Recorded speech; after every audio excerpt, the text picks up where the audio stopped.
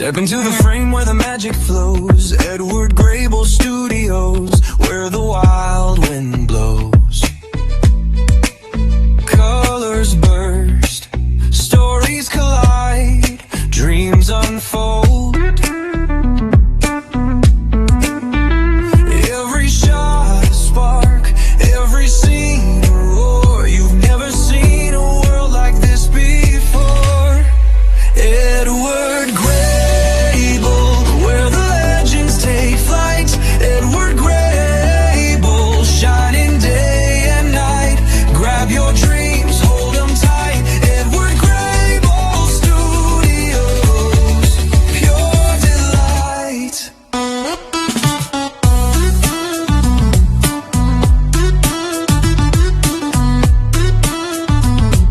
Hello, Kirby. I'm here with my good friend from the Marine Corps, Michael Potter, named after the famous Archangel Michael. And he's the one that has the story. Okay, take it away, sir. So, we're here to talk about Yoda. He's a small dog, and he's very friendly. Okay, that's not what we're talking about. All right, buddy. Thanks for the likes. He's a good boy. He's a good boy. I don't know why I'm explaining this. He kind of put me on the spot. I can send you the video. Yes.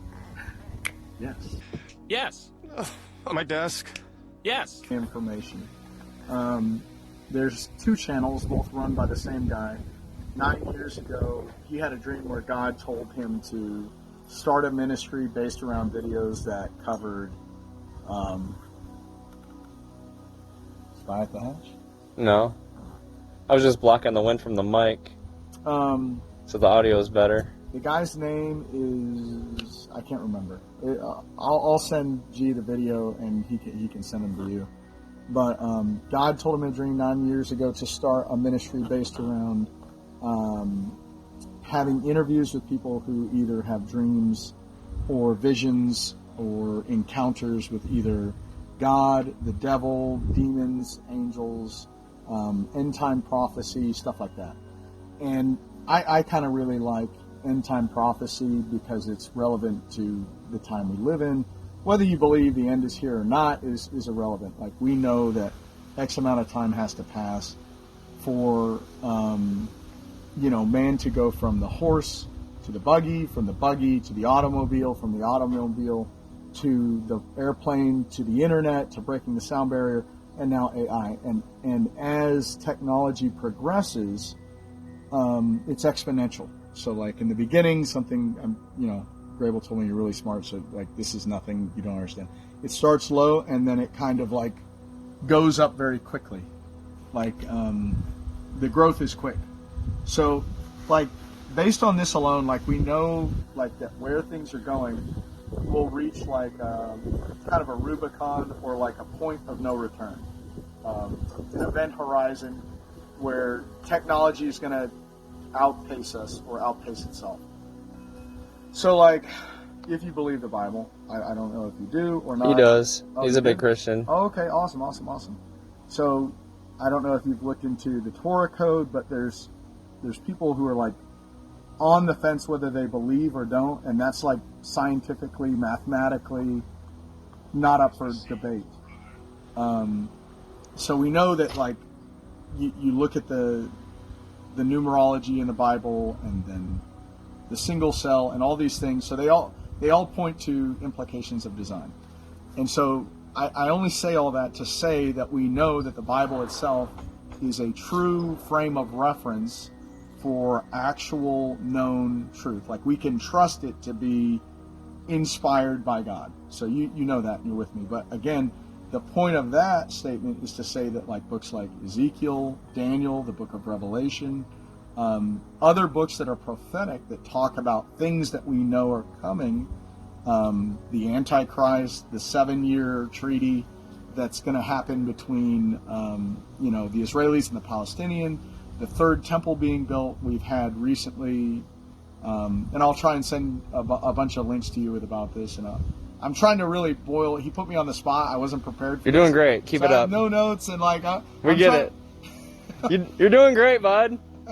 I'm trying to make this concise, but there's a lot to it, and I'm trying to keep us on course. But so with what we're seeing in the Middle East, you know, the Abraham Accords.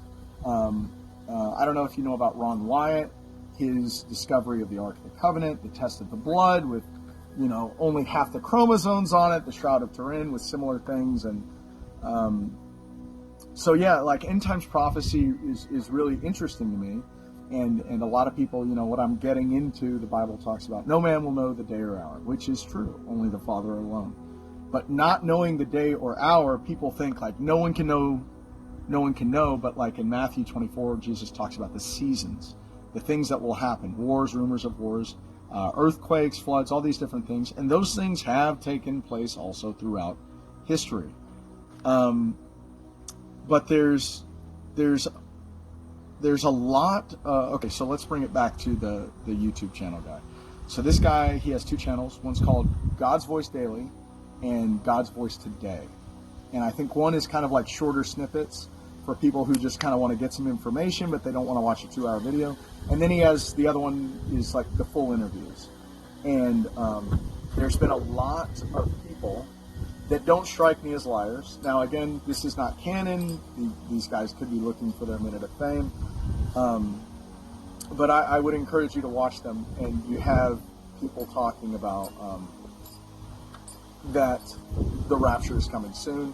Some had direct encounters with Jesus where Jesus had told them, one guy it was like an hourglass, and Jesus had showed him. Now we don't know how much is measured against all time, and it's hard to understand it. But he said there were four grains of sand left in the hourglass. So, and then there was another guy who was visited by Jesus allegedly when he was 16 years old, and told that in his lifetime he would see Christ return. And then he was also told later in another vision, or he had met Jesus, was caught up to heaven. You know, Paul talks about, I don't know if I was in the flesh or the spirit, I do not know, but and he said, you will see me, my return before you turn 67. And the guy in the interview, I forget, his name escapes me. He's Vladimir